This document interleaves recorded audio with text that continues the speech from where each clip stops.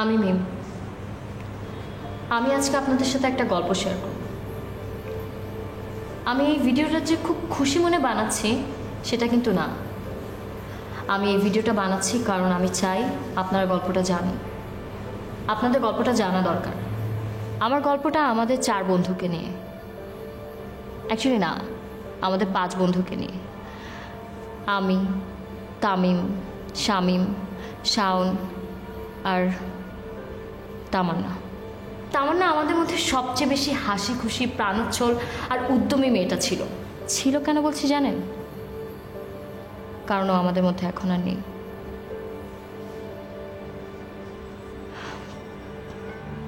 তামান্না একটা online business করত। হঠাৎ করে সে একদিন এসে আমাদেরকে বললো সে অনেক বড় একটা অর্ডার পেয়েছে। সে যে কি খুশিতে আমাদের সবাইকে ট্রিট দিল, সেলিব্রেট করলাম, আমরা খাওয়া দাওয়া করলাম, ঘুরলাম ফিরলাম। কিন্তু তার কয়েকদিন পরে ও অনেক চেঞ্জ হয়ে গেল। ও আমাদের মধ্যে থেকেও ছিল না। She was lost. সবসময় অ্যাবসেন্ট মাইন্ডেড থাকতো। আমরা বুঝতে পেরেছি ও আমাদের সাথে শেয়ার করতে চাচ্ছে, কিন্তু কখনো শেয়ার করতে পারেনি। আমরাও জানার অনেক চেষ্টা করেছি, কিন্তু ও আমাদেরকে কখনো বলতে পারেনি। সেই তামান্না এখন আর আমাদের মধ্যে নেই। She committed suicide.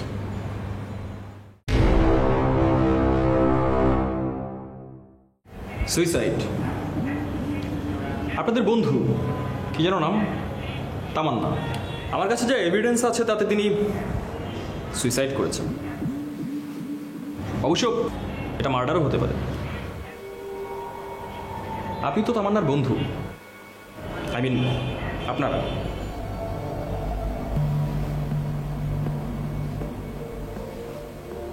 G. Tamannaah suicide কেন করল?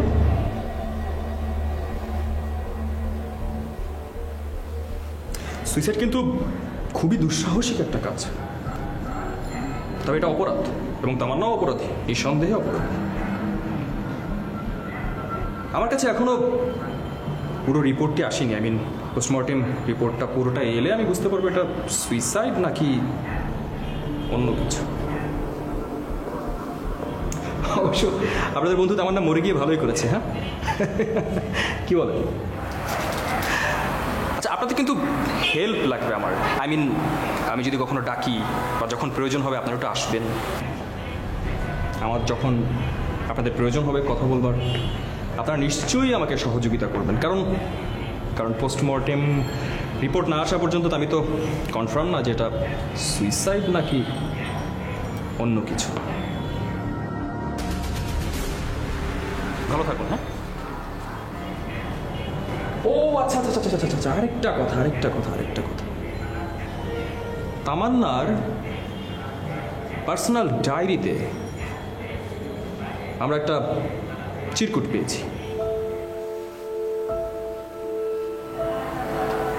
সে চিরকুটে কি লেখা ছিল জানেন?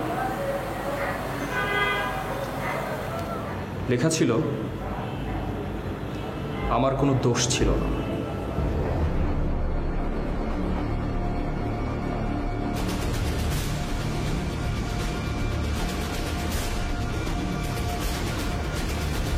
আমার কোনো দোষ ছিল না। আমার কোনো দোষ ছিল না। খুব ছোট্ট একটা লাইন, কিন্তু খুব মিনিংফুল। আমার বন্ধু তামান্নার সুইসাইড নোটে কথাটা লেখা ছিল। ওর কি আসলে কোনো দোষ ছিল না, নাকি ছিল? তর্কের খাতিরে ধরে নেই তামান্নার দোষ ছিল। ও দোষী ছিল, পানিশমেন্ট হিসেবে বেছে নিয়েছে সুইসাইড। কিন্তু আমার জানতে হবে সুইসাইডের মতো একটা পাপ সে কি দোষে করল, কি এমন দোষ আমার বন্ধু করলো যেটা আমাদের কারোর সাথে সে শেয়ার না করে সুইসাইড। একটা মেয়ে, একটা চঞ্চল কর্মচ্ছল প্রাণ চাঞ্চল্যে ভরপুর একটা মেয়ে কেন সুইসাইড করবে? আমি বা আমরা তামান্নাকে যতটুকু চিনি, ওর দোষ ছিল না, ও সুইসাইড করার মতো মেয়ে না। তাহলে কেন করলো? ওর যদি দোষ না থাকে তাহলে দোষটা কার? দেখেন, মেয়ের ভিতরে কোনো অসুবিধা ছিল মনে হয়। মনে হয় যে মেয়ের মধ্যে সমস্যা আছে, নাহলে এই অবস্থা হবে কেন? রাস্তাঘাটে এত কথা বলবো কেন? সুইসাইড আসলে করা উচিত না মানুষের, কিন্তু মানুষ কিছু কিছু সময় আছে যে সময় সুইসাইড করতে বাধ্য হয়। একটা মেয়ে যখন একটা সুইসাইড করে তখন এটার দিক থেকে আসলে যথেষ্ট কিছু একটা কারণ থাকতে পারে। মানুষের জীবন তো একটাই, অবশ্যই সুইসাইড কারোর জন্যই মঙ্গল না, কারোর জন্যই ভালো না। ব্যক্তিগত কোনো মানে আক্ষেপ বা না পাওয়া থেকেই সে এই ধরনের একটা দিচ্ছে। আমার মনে হয় কোনো ব্ল্যাকমেলের শিকার হয়েছে, এরকম কিছু একটা, এর জন্য হয়তো এরকম হয়েছে। যাদের কনফিডেন্সের অভাব আছে, জীবনের প্রতি আত্মবিশ্বাস নাই, তারাই তো সুইসাইড করে। আত্মহত্যা করা পাপ। আত্মহত্যা করা মহাপাপ। ইসলামের দৃষ্টিতেও এটা খারাপ জিনিস। এত সুন্দর দুনিয়াতে নিশ্চয়ই কেউ মারা যাওয়ার জন্য আসে না, অবভিয়াসলি কোনো কারণ থাকে। যদি কোনো ছেলের সাথে কোনো রকম হিট খায় বা গোপনীয় কোনো কিছু ব্যাপার থাকে, তখন সে ছেলে দূরে চলে যায়, তখন সে সুসাইড করা ছাড়া কোনো উপায় থাকে না। না, আত্মহত্যা ভালো মেয়ে করে না, তো খারাপ মহিলা করে। মা, এটা আসলেই খারাপ, তা না হলে এই কাজ করে। একটা মেয়ে সুইসাইড করলো আর পৃথিবীর সমস্ত দোষ এসে পড়লো মেয়েটার উপর। আশেপাশে সব মানুষ খালি বলতে থাকবে মেয়েটার দোষ, মেয়েটার দোষ, মেয়েটা ছি ছি ছি, মেয়েটারই দোষ। আপনার একটা গল্প শুনেছেন কিনা অথবা শোনার পর ভেবে দেখেছেন কিনা জানি না, তারপর বলতে চাই যে একজন বাবা তার মেয়ের সাথে কৃত কাজের জন্য বিচার না পেয়ে সারাদিন ঘুরে ঘুরে রাস্তাঘাটে একটা ট্রেনের নিচে গিয়ে ঝাঁপ দিল। আচ্ছা, দোষটা কার ছিল? ওই বাবার নাকি ছোট্ট মেয়েটার? কিন্তু ওই মেয়েটা যদি একটা ছেলে কাজটা করতো তাহলে কিন্তু আমরা বলতাম না না, এটা একটু হয়েই যায়, বয়সের দোষ একটু একটু হয়, এটা হয়ে যায়। কেন ছেলেটার বেলায় বয়সের দোষ আর মেয়েটার বেলায় মেয়েটার দোষ কেন হবে? আপনারা শিক্ষিত হন অশিক্ষিত হন, যে কোনো শ্রেণীর যে কোনো মানুষই হন না কেন, এটা আপনাকে স্বীকার করতেই হবে যে নিজের পরিবারের মেয়েদের দিকে কিন্তু আপনি অন্যভাবে তাকান আর বাইরের মেয়েদের সাথে কিন্তু অন্যভাবে ডিল করেন। কেন? ওই মেয়েগুলো কি অন্য কোনো পরিবারের মেয়ে হয় না? তাদের কি প্রাপ্য সম্মানটুকু পাওয়া উচিত না? সমাজে এইভাবে আর কতদিন চলবে? একটা সমাধান তো হওয়া উচিত, তাই না? আমার বন্ধু তামান্না কেন মারা গেল, আমাদের ছেড়ে চলে গেল, সেটা তো আমরা জানতে চাই, তাই না? হ্যাঁ, তামান্নার এই ঘটনার পরে আমরা খুঁজে দেখলাম যে তামান্নার পরিবারের সাথে কোনো সমস্যা নেই, তামান্নার বন্ধু বান্ধবীদের সাথে কোনো সমস্যা নেই, তামান্নার জীবনে এমন কিছু ছিল না যার জন্য তামান্না আমাদেরকে ছেড়ে চলে যাবে। অবশ্যই ছিল। একটা জায়গায় ছিল, একটাই জায়গা ছিল যেখানে আমাদের কোনো ওপেন অ্যাক্সেস ছিল না, সেটা হচ্ছে তার অনলাইন শপ, তার বিজনেস। ঠিক আছে, আমরাও খেলবো, খেলা হবে, খেলোয়াড় আমাদেরও আছে। Tamim computer science engineer, hacking কোডিংয়ের ওস্তাদ। আমরা দেখতে চাই ওই পেজ থেকে আমরা কোনো ক্লু পাই কিনা।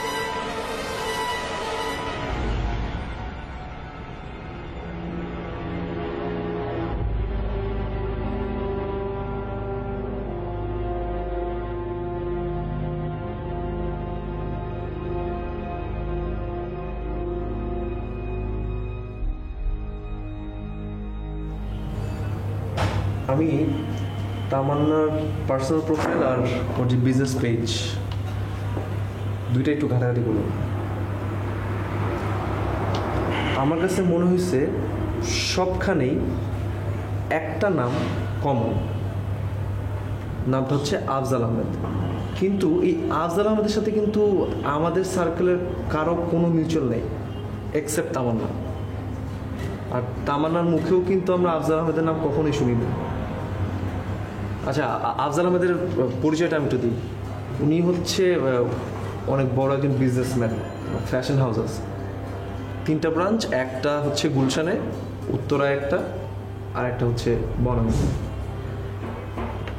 আমার কাছে কেন জানি মনে হয় আফজাল আহমেদের যে বিজনেস আর আমাদের তামান্নার অনলাইন শপ, এটার প্রোডাক্ট অ্যান্ড টাইপস সব কিছু মিলায় এটা কেন যেটা মনে হচ্ছে ইন্টারকানেক্টেড। মানে আমি কি বলতেছি বুঝাতে পারছি তোদেরকে? আফজাল আহমেদ, আচ্ছা বুঝলাম আফজাল আহমেদ আর তামান্নার মধ্যে কোনো একটা কানেকশন আছে, কিন্তু আমাদের নেক্সট স্টেপ কি হবে? ওরা ধরে আনি, বাইন্দা, তারপর জিজ্ঞাসাবাদ করি, শেষ। এটা হয় না শামীম। আমার মাথায় একটা প্ল্যান আসছে, আর এই প্ল্যানটা এক্সিকিউট করতে হলে সবচেয়ে ইম্পর্টেন্ট রোলটা প্লে করবে মিম। তুই বলতেছিস আফজাল আহমেদের হচ্ছে ফ্যাশন হাউস আছে না, আর আমাদের তামান্না করতো অনলাইন বিজনেস। তুই আজকে থেকে একটা অনলাইন শপ কর, আমরা তোকে একটা পেজ খুলে দিব। তোর অনলাইন শপের মালিক তুই, মডেলও তুই। ওর অনলাইন শপের পেজ, প্রোডাক্ট, ফটোগ্রাফি ইনক্লুডিং তোর ভিডিওগ্রাফি আমরা রেডি করে দিব। ওকে। তোর ধারণা আফজাল আহমেদ কোনোভাবে আমাদের তামান্নার সাথে কানেক্টেড ছিল, তাই তো? আর তোর কাজ হচ্ছে any way, any how Afzal আহমেদকে রিচ করা। তোর ছবি পাঠাবি, তোর ভিডিও পাঠাবি। আফজাল আহমেদ যদি মিমকে রেসপন্স করে তাহলে আমরা মিমকে জানাতে পারবো। কি পারবি না? সো আমরা যেভাবে প্ল্যান করেছিলাম, প্ল্যান অনুযায়ী সব ঠিকঠাক যাচ্ছিল, ঠিকঠাক। অ্যাজ পার প্ল্যান মিম ফেসবুকে ফ্রেন্ড রিকোয়েস্ট পাঠায় আফজাল আহমেদকে, অ্যান্ড ওদের মধ্যে চ্যাট হচ্ছিল, chit chat, business related. Afzal Ahmed appointment নেয় মিমের, অ্যান্ড মিম অলরেডি ওনার সাথে যেয়ে দেখা করে এসেছে। অ্যান্ড ওদের মধ্যে যে কনভারসেশন হয়েছে সেখান থেকে আমরা গেস করছি তামান্নার যে সুইসাইডাল কেসটা এইটার সাথে আফজাল আহমেদ ইন্টারকানেক্টেড, বাট এইটা দিয়ে তো আসলে আমরা প্রুফ করতে পারবো না। তো এর মধ্যে ইন দ্য মিন টাইম আমি তামান্নার যে ফেসবুক পেজটা ওটা হ্যাক করে ফেলেছি। সো আই হোপ এইখান থেকে আসলে কিছু ইম্পর্টেন্ট ক্লুজ আমরা সামনে পাবো।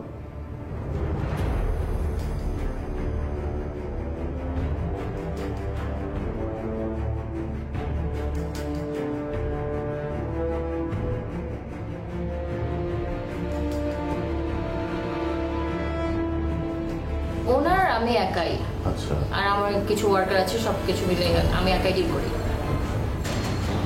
তো আমাদের আসলে কি আমরা একটু আমাদের কোয়ালিটি মেনটেন করতে হয়, কারণ আমাদের চিন্তা থাকে আমরা আমাদের প্রোডাক্টগুলোকে এক্সপোর্ট করার ব্যাপার থাকে। অফকোর্স স্যার, আমরা কোয়ালিটি এনশিওর করি সবার আগে। আমাদের ম্যাটেরিয়াল, ফেব্রিক সব কিছু আমরা ওগুলো আগে মেনটেন করার চেষ্টা করি যে কোয়ালিটিটা যাতে ঠিকঠাক থাকে। ঠিক আছে, আপনি কিছু স্যাম্পল দেন আমাদের, আমাদের এক্সপার্টসরা আছে, ওরা একটু দেখুক, দেখে তারপরে একটা ডিসিশনে আসা যাবে। অফকোর্স স্যার, আমি স্যাম্পল তো পাঠিয়ে দেবো। শিওর, আমরা চাই সবসময় নতুনরা আমাদের ট্রেডে আসুক। বাই দ্য ওয়ে, আপনি কি সিঙ্গেল? জি।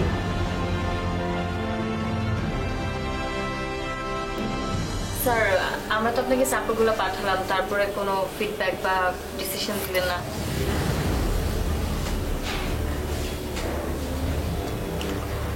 তো স্যার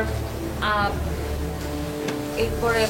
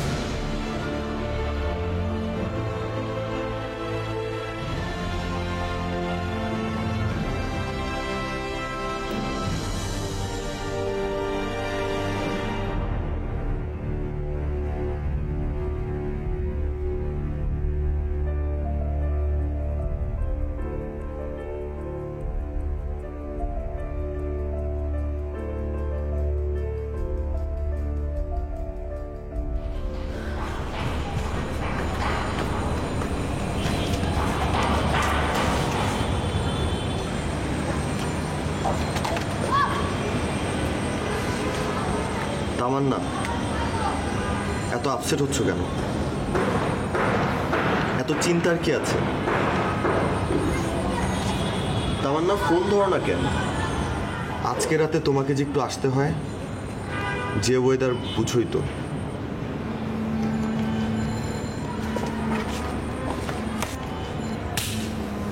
তুমি যদি আজকে রাতে না আসো তাহলে আমি ওই দিন যা যা হয়েছে সব কিছুর ভিডিও নেটে ছেড়ে দিব।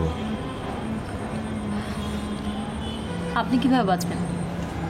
ভিডিওতে তো আপনিও আছেন। ওখানে আমি আমাকে এডিট করে দিব। আপনাকে পুলিশে দেব। কোনো প্রমাণ নাই তোমার কাছে।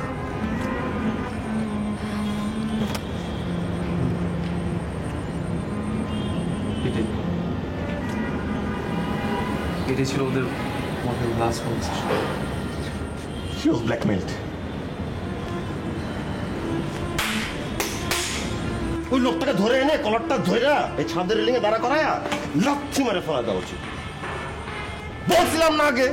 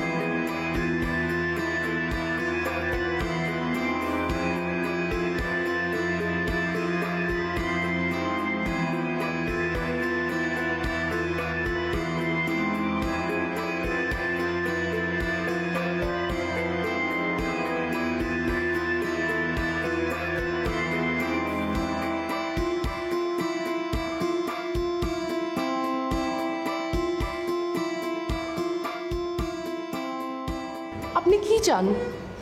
তারপর না, তোমার আমি কত ভালোবাসি তুমি বুঝো না? তোমার আমি অনেক অনেক অনেক অনেক ভালোবাসি। আমি আর পারতেছি না। ডুব তো মাত্র একবার দিচ্ছি, আরও তো ডুবতে হবে, তাই না? ডুবতে হবে, ভাসতে হবে, ডুবতে হবে, ভাসতে হবে, তারপরে না কুলে ওঠা যাবে। প্লিজ, আমি আপনার পায়ে ধরতেছি, আপনি প্লিজ আমাকে মাফ করে দেন। দেখো তামান্না, বেয়াদবি করবো না। বেয়াদবি আমি একদম সহ্য করতে পারি না। আমি তোমার সাথে সুন্দর করে কথা বলছি না, তুমিও আমার সাথে সুন্দর করে কথা বলবা। যা বলবো শরীর মন দিয়ে শুনবা, ঠিক আছে বাবু? বুঝতে পারছো? বাই।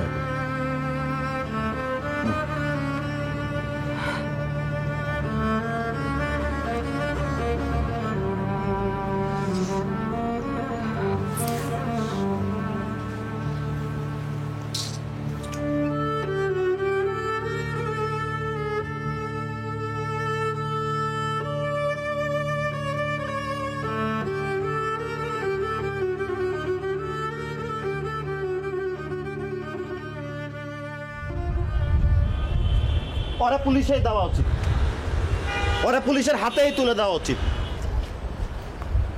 কারণ আমাদের হাতে আর কোনো কিছু সলিউশন করার মতো কিছু নাই। পুলিশেরা সাইজ করুক, কিন্তু ওকে পুলিশের হাতে তুলে দেওয়ার মতো যথেষ্ট পরিমাণ তথ্য প্রমাণ কি আমাদের হাতে আছে? এক্স্যাক্টলি, আমিও সেটা বলতে চাচ্ছিলাম। আমাদের কথাই তো আর পুলিশ তাকে অ্যারেস্ট করে নিয়ে যাবে না, আর যদিও বা অ্যারেস্ট করে তারপর সে 2 দিন পর আবার ছাড়া পেয়ে যাবে। আমরা যেখান থেকে শুরু করছি সেখানে আবার চলে আসবো। লাফিয়ে যাও। So let's make a plan. Shamim, তুই শুরু কর। আমি মনে করি স্ক্রিনশটগুলো নিয়ে যদি আমরা থানায় দিই তাহলে ভাই এটা বেটার। আমার মনে হয় যে এটা কোনো প্রুফ হতে পারে, এটা তো এডিট করা হতে পারে। স্ক্রিনশটে কি আছে? স্ক্রিনশট তো যে কেউ মেক করতে পারে, এটা একটা এডিটও হতে পারে। আশ্চর্য, সে তো লিখছে।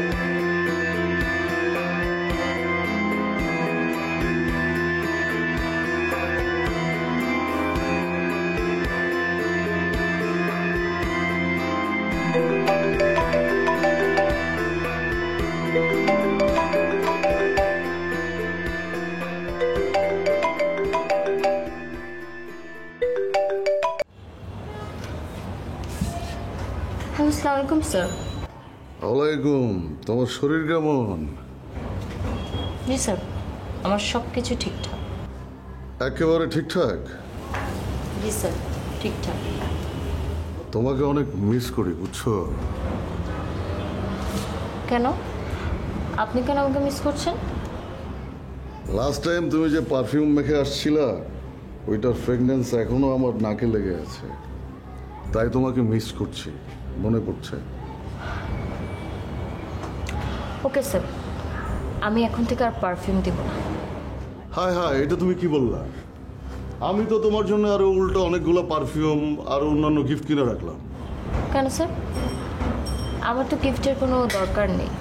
এই, তুমি প্রয়োজন অপ্রয়োজনের কি বুঝো? বড়রা যা বলে শুনতে হয়। ওকে স্যার, শোনার চেষ্টা করব। শুধু চেষ্টা করব বললে তো হবে না, কথা শুনতে হবে। তা না হলে তো তোমার সাথে আমার বিজনেস ডিলটা হবে না। বুঝতে পারতেছো তো আমি কি বলতে যাচ্ছি? জি স্যার, শুনবো। তোমার জন্য অনেক বড় একটা অর্ডার রেডি করে রাখছি, বুঝছো তুমি? তাই নাকি স্যার? অনেক বড় অর্ডার? হ্যাঁ, কিন্তু সমস্যা হচ্ছে অর্ডারটা দিনের বেলায় পাস করা যাবে না। গভীর রাতে একান্তে তুমি আর আমি মিলে করতে হবে। রাতে বলতে কত রাত স্যার? এই ধরো রাত 12টার পর। কোনোভাবে কি দিনে করা যায় না স্যার? না, আমি বড় অর্ডার দিনের বেলা পাস করতে পারি না, রাতে মুড আসে। তাহলে আজকে রাতেই আমরা অর্ডারটা পাস করতেছি, তাই তো? স্যার, আজকে রাতে? হ্যাঁ, আজ রাতেই। তাহলে চলে আসো আমার বাসায়। স্যার, ঝামেলা হচ্ছে আমি এত রাতে বাসা থেকে বের হতে পারবো না কোনোভাবে। সো আমার সাথে যদি আমার একটা কাজিন আসে তাহলে কি কোনো প্রবলেম হবে? না, কোনো সমস্যা নাই, কিন্তু তোমার কাজিন ছেলে না মেয়ে? মেয়ে হইলে বেটার হয়। না স্যার, ছেলে কাজিন। ও আচ্ছা, ঠিক আছে, রাত 12টার সময় আসো। জি স্যার। ঠিক আছে, বাই।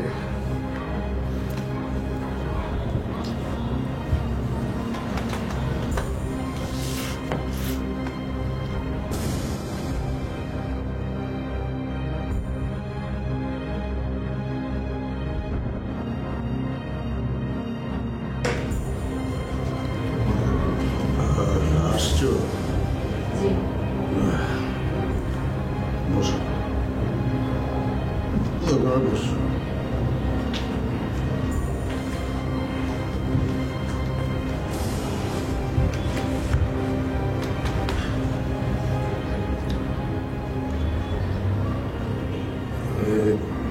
এটা কে? ও, তোমার কাজিন, আই মিন ছেলে কাজিন। জি স্যার। কি নাম তোমার? জি, তামিম। হ্যাঁ, তামিম। হামিম। তামিম। তামিম। কোন ক্লাসে পড়ো তুমি? সিএসসিতে পড়ছি, 3rd ইয়ারে।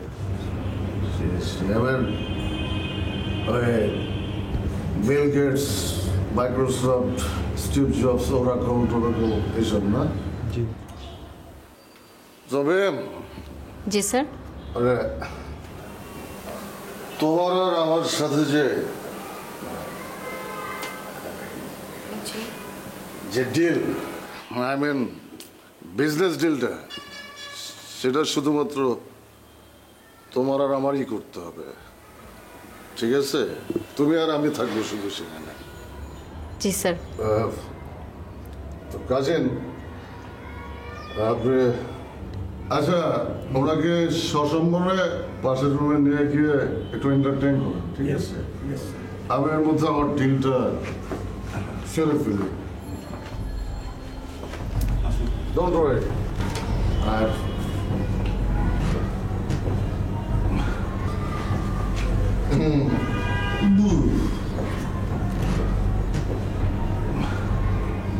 ছোট্ট একটা স্যার অ্যাকচুয়ালি আমি ড্রিঙ্ক করি না। ও গুড ফর হেলথ। সরি, আমার মোবাইলে একদম 2% চার্জ আছে, একটু চার্জ দেওয়া দরকার ছিল। কোনো প্লাগ আছে এই রুমে? হ্যাঁ, সারা বাড়িতেই আছে, আপনি যে কোনো জায়গায় ঢুকিয়ে দিতে পারেন। প্লিজ। Thank you. সবাই করো প্লিজ।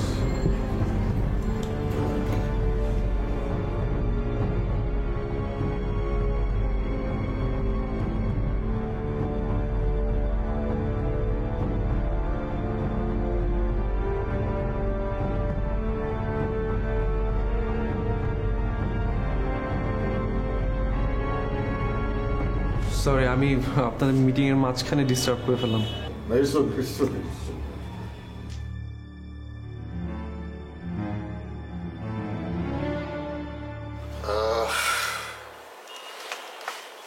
দেখো ম্যাম, আমরা আসলে কাজ নিয়ে বসছি, তাই না? কাজের কথায় আসি।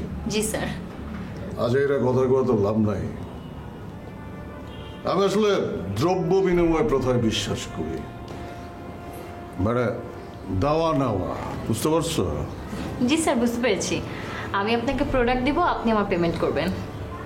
হ্যাঁ, ওটা তো মেইন বিজনেসের আলাপ হয়ে গেল। এর পাশে একটা সাইড বিজনেস আছে। আসলে ওই সাইড বিজনেসটা ছাড়া আমি আবার মেইন বিজনেসে আসতে পারি না, বুঝতে পারছো? স্যার একটু কি খুলে বলবেন ব্যাপারটা? ও, খুলে গেছে। আই মিন স্যার, ডিটেলসে। কিছু কিডস বোঝে না, কিছু ডিটেলসে বলতে হয়। তোমার মতো অনেক অনেক অনেক মেয়ে আমার কাছে আসছে। আমি যদি নাম বলি তুমি কাউন্ট করে শেষ করতে পারবে না। জুই, চামেলি, শিউলি, শেফালি, শাপলা, জবা, নাইট কুইন, চেরি, শেষ করতে পারবে না। হ্যাঁ, তারা আমার হাত ধরে অনেক উপরে উঠছে, এখন আমার সাথে টক্কর দিতে চায়, আমার কম্পিটিটর হয়ে দাঁড়িয়েছে, বুঝতে পারছো? জি স্যার। তবে এদের মধ্যে সবচাইতে বেশি শান্তি আমাকে যে দিয়েছিল সে হচ্ছে তামান্না। হ্যাঁ, বনলতা সেনও জীবনানন্দকে অত শান্তি দিতে পারে নাই, বুঝতে পারছো? ওর তামান্না সে সুইসাইড করল। কেন স্যার? আই মিন কেন সুইসাইড করলো? আরে ওই যে ভিডিও করছিল। আরে তোর ফরগেট ফরগেট ভিডিও, ফরগেট তামান্না। আমরা আমাদের ডিল নিয়ে থাকি। ঠিক আছে, একটু ফলো আপে থাকবেন সবগুলো বিষয়। আর ওই কেসটার বিষয়ে কিছু হলে আপনি এই ভিডিওটা একটু দেখেন স্যার। ভিডিও কিসের ভিডিও স্যার? এটা হচ্ছে ফেসবুক লাইভ স্যার। স্যার যে আমাদের বন্ধু তামান্না, ওর যে স্যার সুইসাইড কেসটা আপনি বললেন না, এটা একটা মার্ডার। স্যার এটা মার্ডার স্যার। আমরা ধারণা করছি আফজাল আহমেদ এই মানুষটা হচ্ছে তার আত্মহত্যার জন্য দায়ী স্যার।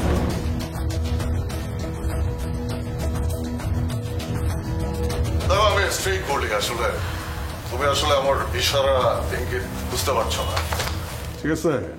আমার আসলে তোমাকে ভালো লাগছে, আমি তোমাকে চাই। তুমি আমাকে শান্তি দিবা, আমি তোমাকে বিজনেস দেব। ক্লিয়ার? আমি শান্তি চাই। স্যার আমার মনে হয় কোথাও একটা মিসআন্ডারস্ট্যান্ডিং হচ্ছে। আমি আপনার সাথে এখানে শুধু বিজনেস করতে এসেছিলাম, অন্য কিছু না। আমি আসছি স্যার। আরে আসো আসো, আসবাই তো, আসো। আমি তো বসে আছি তোমার আসার জন্য। আসো। স্যার আপনি ভুল বুঝতে পারছি, আমি আসি। আরে কোথায় বসো। স্যার বাড়াবাড়ি করে ফেলছেন, কিন্তু আমি কিন্তু পুলিশে কল করবো। এখানে আসতে হলে আমার পারমিশন লাগে, এখান থেকে যেতে হলে আমার পারমিশন নিয়ে যেতে হয় এবং এসে দিয়ে তারপরে যেতে হয়।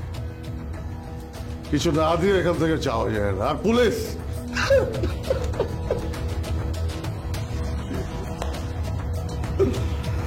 পুলিশ আমার বুক কোন পকেটে হিপ পকেটে থাকে। স্যার দেখেন কি বলতেছে, পুলিশ নাকি তার হিপ পকেটে থাকে স্যার।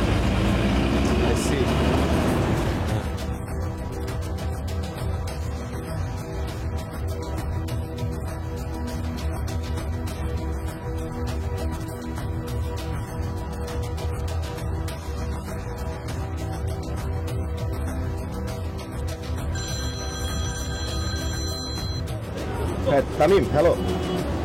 শাওন, একটু ঝামেলা হয়ে গেছে, আমাদের প্ল্যানটা স্লাইটলি চেঞ্জ হয়ে গেছে। আমি জাস্ট কোনোরকম আমার মোবাইল থেকে ফেসবুকটা লাইভ অন করে দিয়ে আমি কোনোরকম বেঁধে চলে আসছি। হ্যাঁ আমরা লাইভ দেখতেছি, আমাদের সাথে ইন্সপেক্টর আক্তার আছে, উনিও দেখছে। ঠিক আছে, তোরা যত তাড়াতাড়ি সম্ভব একটু চলে আয় এখানে। আচ্ছা আচ্ছা আমরা রওনাচ্ছি, তুই থাক ওইখানে থাক, আসতেছি আমরা।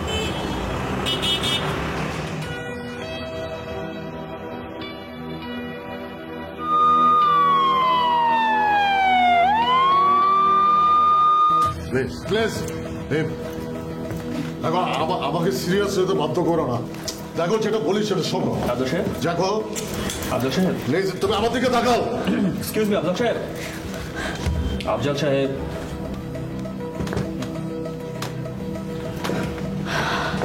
গুড।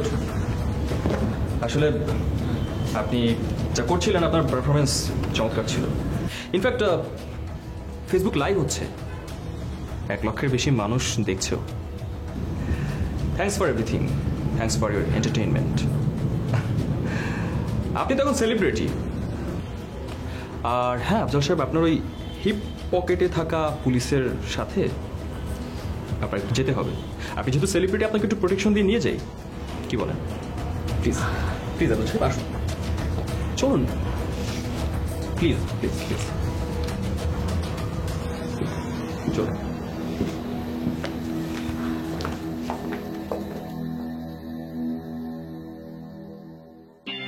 এভাবেই আমরা তামান্না সুইসাইডের পেছনে ঘটনাটা রিভিল করেছি।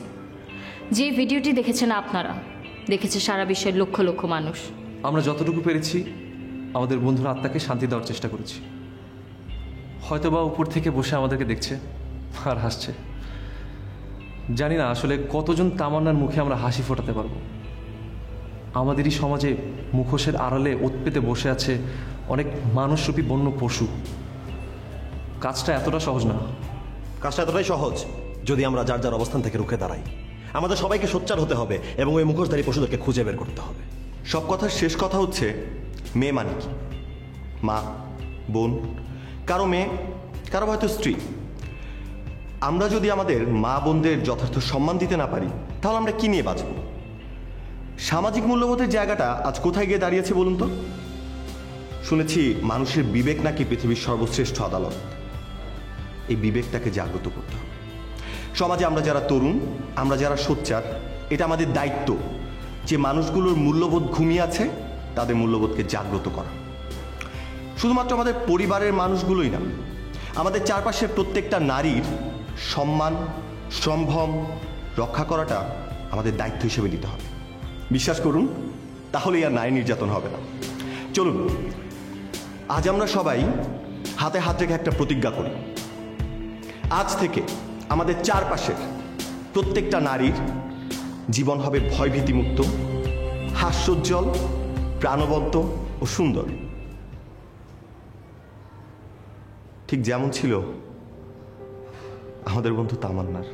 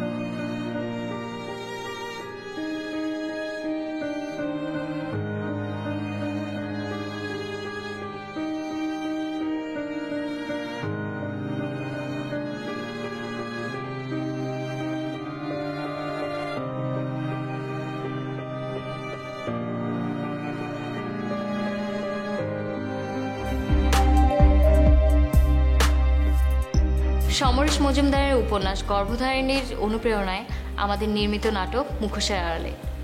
গর্ভধারিণী উপন্যাসে একদল তরুণ সমাজের সমসাময়িক প্রচলিত যে সকল কুসংস্কার আর নিয়ম ছিল সেগুলোর বিরুদ্ধে লড়াই করেছে, সংগ্রাম করেছে। আমরাও আমাদের নাটকে একদল তরুণ, আমরা বন্ধুরা আমাদের সমাজের একটা সমসাময়িক সমস্যাকে নিয়ে ডিল করেছি। আর এখানে আমি যে ক্যারেক্টারটা প্লে করেছি সেটা আমি খুব বেশি এনজয় করেছি, আমার খুব ভালো লেগেছে। মান্না ভাইয়ের টিমের সাথে আমার আগে এবং এখনকার কাজের অভিজ্ঞতা খুব ভালো, খুব ইন্টারেস্টিং একটা স্ক্রিপ্ট ছিল। আর আমরা কাজটা খুব ডিফারেন্ট ওয়েতে করেছি। এই প্রথম আমি এভাবে একটা টিম হয়ে কাজ করেছি। ফ্রেগরেন্স ছাড়া নিজেকে কখনো ইমাজিন করতে পারি না, কারণ ফ্রেগরেন্স আমাকে কমপ্লিট করে। ফ্রেগরেন্স একটা মানুষের পার্সোনালিটির জন্য খুব ইম্পর্ট্যান্ট একটা পার্ট, কারণ ফ্রেগরেন্স পার্সোনালিটিকে এক্সপ্রেস করে।